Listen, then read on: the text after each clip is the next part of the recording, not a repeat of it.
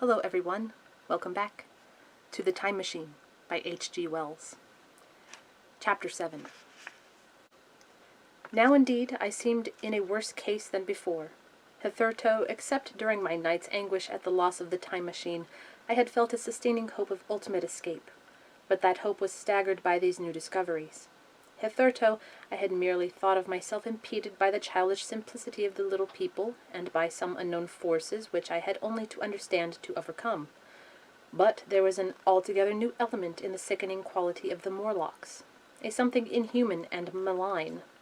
Instinctively I loathed them. Before I had felt as a man might feel who had fallen into a pit. My concern was with the pit and how to get out of it. Now I felt like a beast in a trap, whose enemy would come upon him soon. The enemy I dreaded may surprise you. It was the darkness of the new moon. Rena had put this into my head by some, at first incomprehensible, remarks about the dark nights. It was not now such a very difficult problem to guess what the coming dark nights might mean. The moon was on the wane. Each night there was a longer interval of darkness, and I now understand to some slight degree at least the reason of fear of the little upper-world people for the dark. I wondered vaguely what foul villainy it might be that the Morlocks did under the new moon. I felt pretty sure now that my second hypothesis was all wrong. The upper-world people might once have been the favored aristocracy and the Morlocks their mechanical servants, but that had long since passed away. The two species that had resulted from the evolution of man were sliding down towards, or had already arrived at, an altogether new relationship. The Eloi, like the Carlovingian kings, had decayed to a mere beautiful futility. They still possessed the earth on surface, since the Morlocks, subterranean for innumerable generations, had come at last to find the daylight surface intolerable. And the Morlocks made their garments, I inferred, and maintained them in their habitual needs, perhaps through the survival of an old habit of service. They did it as a standing horse paws with his foot, or as a man enjoys killing animals in sport, because ancient and departed necessities had impressed it on the organism. But clearly the old order was already in part reversed. The nemesis of the delicate ones was creeping on apace. Ages ago, thousands of generations ago, man had thrust his brother man out of the ease and the sunshine, and now that brother was coming back, changed. Already the Eloi had begun to learn one old lesson anew. They were becoming reacquainted with fear. And suddenly there came into my head the memory of the meat I had seen in the underworld. It seemed odd how it floated into my mind, not stirred up as it were by the current of my meditations, but coming in almost like a question from outside. I tried to recall the form of it. I had a vague sense of something familiar, but I could not tell what it was at the time. Still, however helpless the little people in the presence of their mysterious fear, I was differently constituted. I came out of this age of ours, this ripe prime of the human race, when fear does not paralyze and mystery has lost its terrors. I, at least, would defend myself.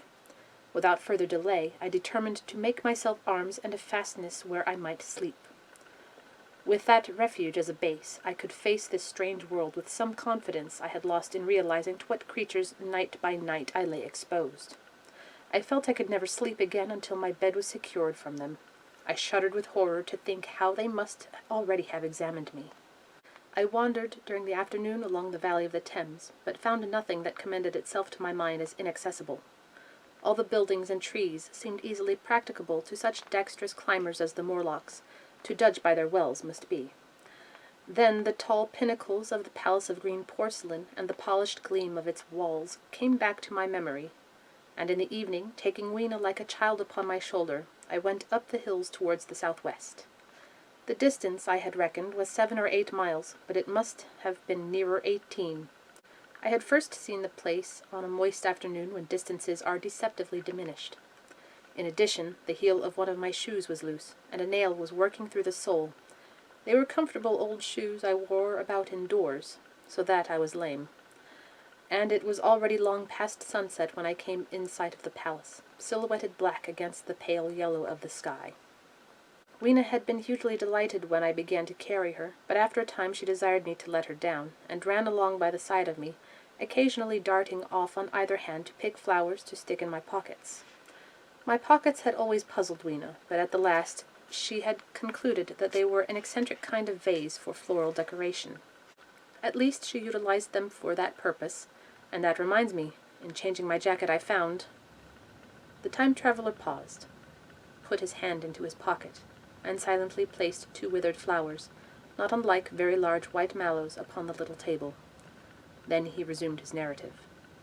As the hush of evening crept over the world and we proceeded over the hill crest towards Wimbledon, Weena grew tired and wanted to return to the house of grey stone.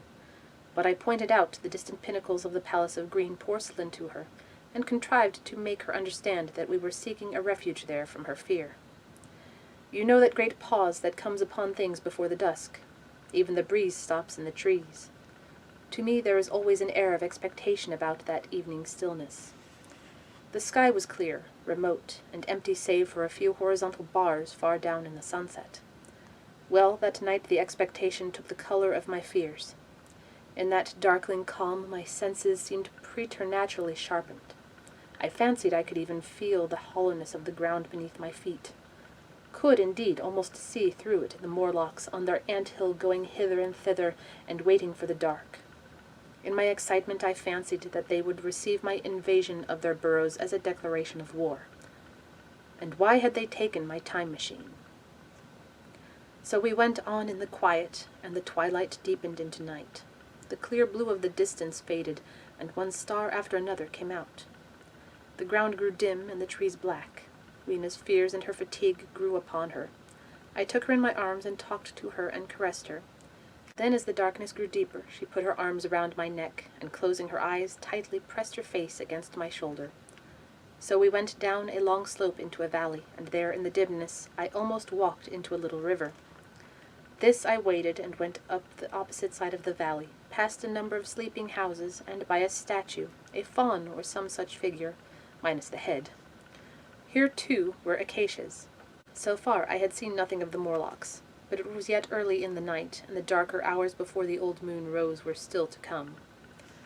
From the brow of the next hill I saw a thick wood spreading wide and black before me. I hesitated at this. I could see no end to the right or the left. Feeling tired, my feet in particular were very sore, I carefully lowered Weena from my shoulders as I halted, and sat down upon the turf. I could no longer see the palace of green porcelain, and I was in doubt of my direction. I looked into the thickness of the wood and thought of what it might hide. Under that dense tangle of branches one would be out of sight of the stars. Even were there no other lurking danger, a danger I did not care to let my imagination loose upon, there would still be all the roots to stumble over and the tree boles to strike against. I was very tired, too, after the excitements of the day, so I decided that I would not face it, but would pass the night upon the open hill. Weena, I was glad to find, was fast asleep. I carefully wrapped her in my jacket and sat down beside her to wait for the moonrise. The hillside was quiet and deserted, but from the black of the wood there came now and then a stir of living things.